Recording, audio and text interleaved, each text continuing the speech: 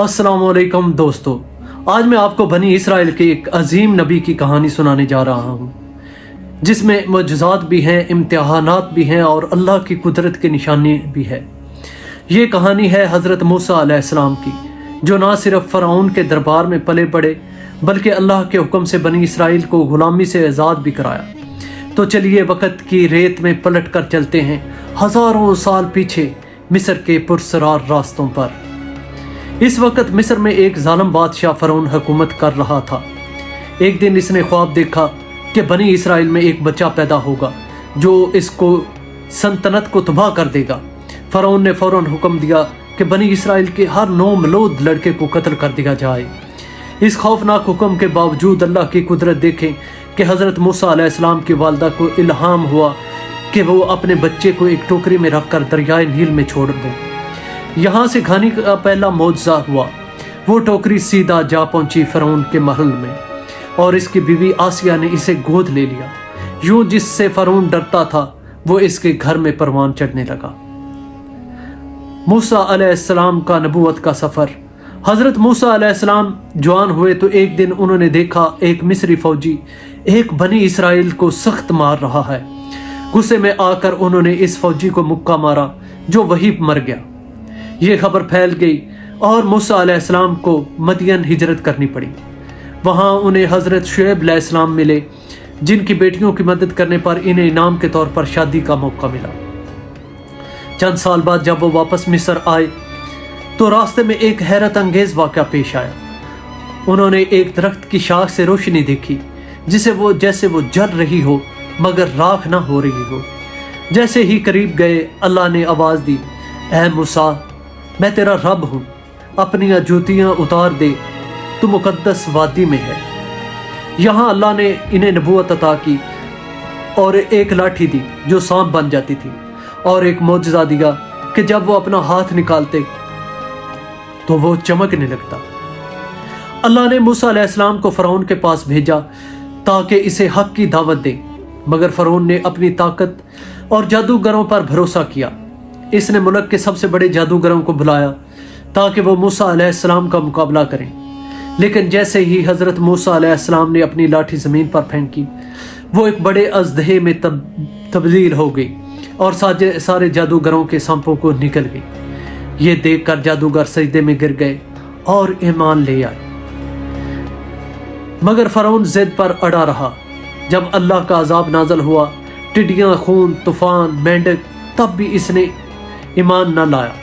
आखिरकार हज़रत मूसा अलैहिस्सलाम बनी इसराइल को लेकर मिस्र से निकले। रास्ते में समंदर आ गया और पीछे फ़िरौन का लश्कर। यहाँ सबसे बड़ा मौजज़ा हुआ। अल्लाह के हुक्म से हज़रत मूसा अलैहिस्सलाम ने अपनी लाठी पानी पर मारी और समंदर फट गया। दोनों तरफ पानी दीवारों की तरफ खड़ा हो गया और बनी इसराइल गुजर गए। जैसे ही फ़िरौन और इसका लश्कर बीच में पहुंचा, पानी की एकदम वापसी हुई और फ़िरौन हमेशा के लिए डूब गया। ये थी हज़रत मूसा अलैहिस्सलाम की हैरत अंगेज़ कहानी, जिसमें सबक है कि अल्लाह की ताकत सबसे बड़ी है।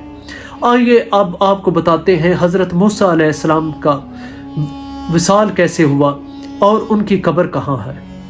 हज़रत मूसा अलैहिस्सलाम की वफ़ात के बारे में इस्लामी, यहूदी और मसीही रवायात में कुछ इख्तलाफ पाया जाता है। ताहम इस्लामी अक़ीदे के मुताबिक इनकी वफ़ात का जिक्र हदीस में मिलता है, जबकि कुरान में इसके बारे में कोई तफसील नहीं। हज़रत मूसा अलैहिस्सलाम की वफ़ात का वाक़या सही हदीस में यूँ बयान हुआ है कि जब इनकी मौत का वक़्त करीब आया तो मुल्कल मौत हज़रत इज़राईल अलैहिस्सलाम इनके पास आए। एक रवायत के मुताबिक हज़रत मूसा ने पहले फरिश्ता मौत को पहचानने बगैर इन्हें थप्पड़ मारा जिससे इनकी एक आँख चली गई।